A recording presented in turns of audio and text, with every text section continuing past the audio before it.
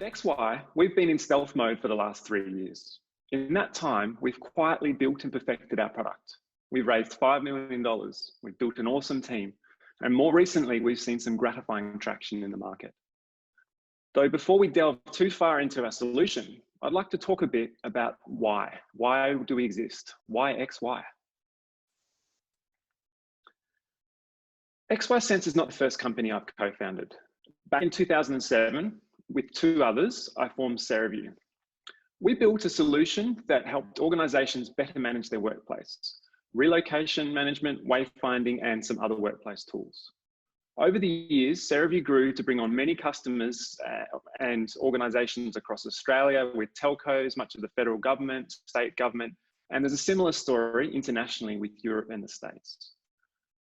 In 2016, we're a team of around 90 people. Employee number 8 at CereView was Luke Murray. Luke built much of CereView's product, and him and I were at the cold face of our customers' problems.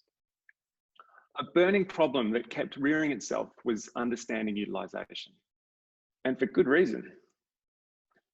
Real estate teams need to manage their properties. It's actually really hard to do this without having accurate information at your fingertips that you can trust. Utilization. Real estate is typically a company's 2nd or 3rd biggest expense behind people, wages, and technology. And yet there was a data vacuum to help with strategy and operations.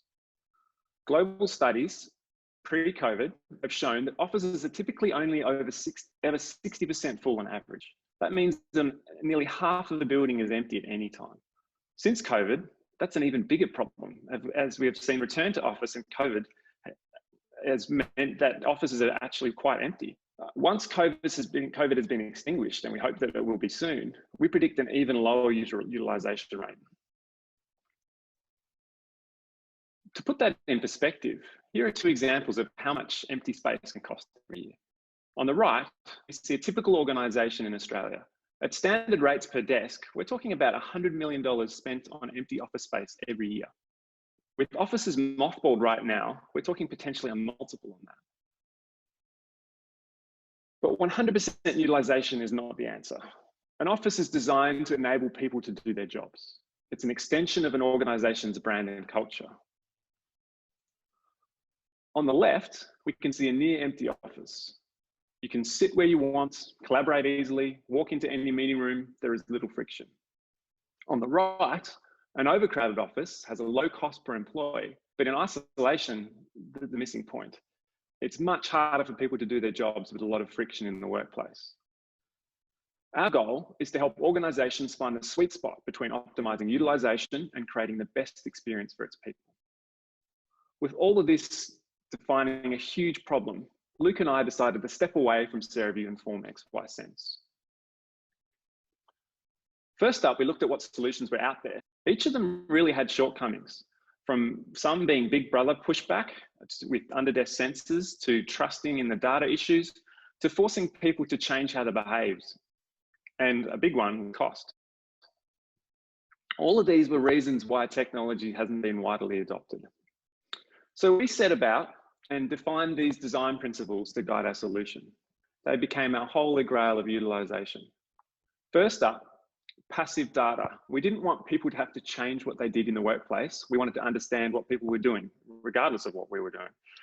So to do that, that meant people didn't have to carry a tag, have to enable Bluetooth on their phone, or do anything different. We wanted to sit passively and understand what was going on. We needed to understand people's positions anonymously, so so we could identify them at a desk. So pinpoint positional accuracy. We want to know not just how desks were being used, not just how meeting rooms were used, but how the entire space was being used. So we needed to cover and understand the whole space. And we also didn't want to miss out on people who were contractors, say. We often heard stories of, oh, it looks like we're only using 50% of the space, but 20% of us were Accenture contractors.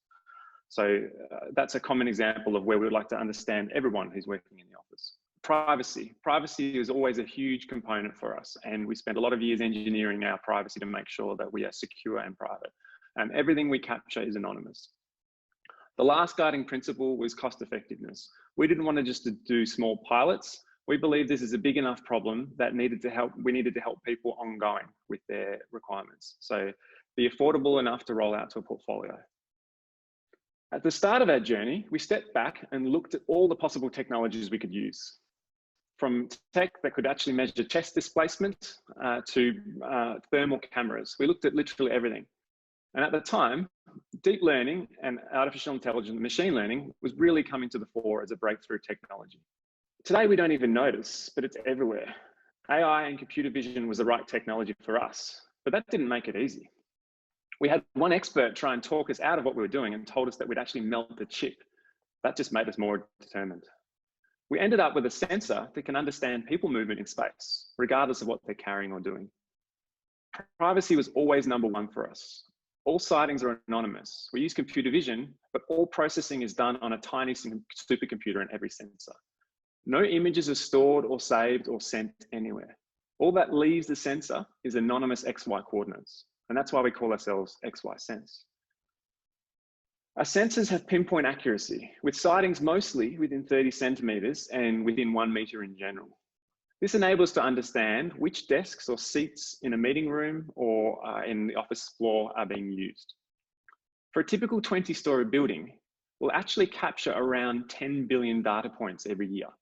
And yet every sighting that is captured arrives in real time in the cloud that can be viewed within 2 seconds.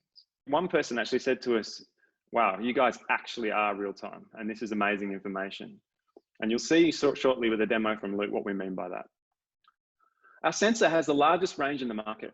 We typically see that we require about 1.5 to 3 times fewer sensors to deliver the same results or better.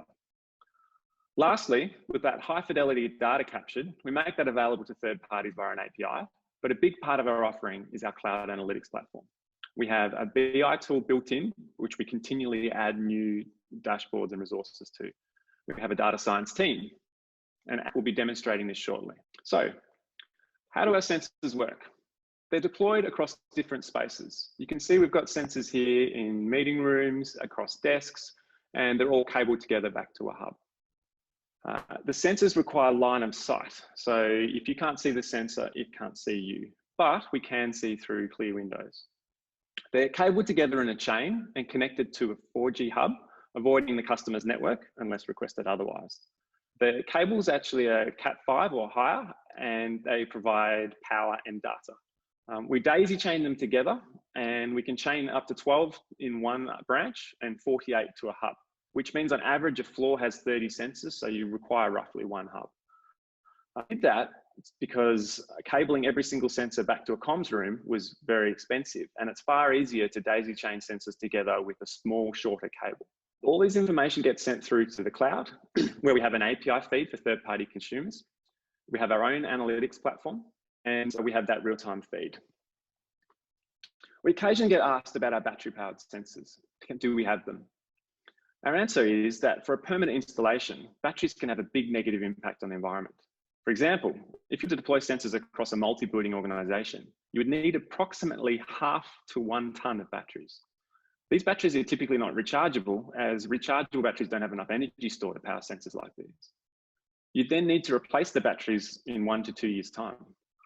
Most buildings we see are very energy efficient with 6-star ratings, not uncommon. It is far better to link to that power source than provide a disposable one. This is a screenshot from our quotation tool where we position our sensors on the floor plan to show a deployment layout. Our sensors are 95 square meters range. So you can see the blue circle, there's 2 sensors there. The blue square is a sensor and the blue circle is the range of the sensor. And it's easily covering 16 desks, each sensor. This is the biggest range in the market comfortably.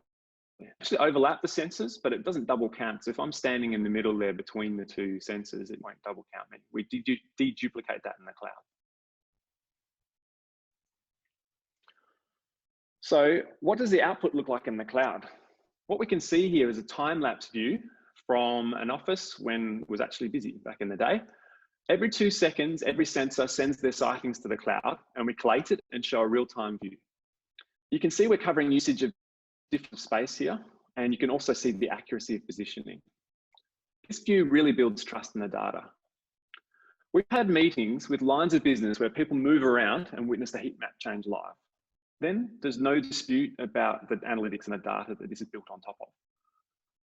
With this data as a building block, we offer 2 sets of tools for different audience.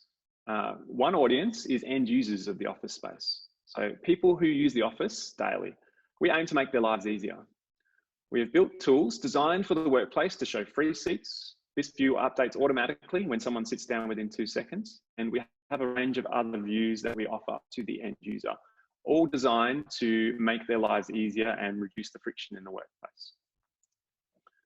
Using a BI tool embedded in our application, we're able to make sense of all these billions of data points. We present the information from a 10,000 foot view all the way down to an individual space. So we've covered the why and the how it works. There's also the question that we get, well, obviously, how much does it cost? Organizations where we can add the most value are primarily 500 seats over, all the way up to global enterprises. We can go into more details and price if you contact us after. However, price does depend on the number of sensors and what spaces are being covered. Typically, we have an upfront purchase of our sensor hardware and a fee for installation. Then there's a subscription to our analytics ongoing, and that includes all updates to our cloud and our sensor. Think of each sensor as a mini supercomputer. We monitor them for uptime and we're able to upgrade them remotely with functionality. Lastly, we do support shorter term pilots and have had very high conversion from pilots to permanent installations.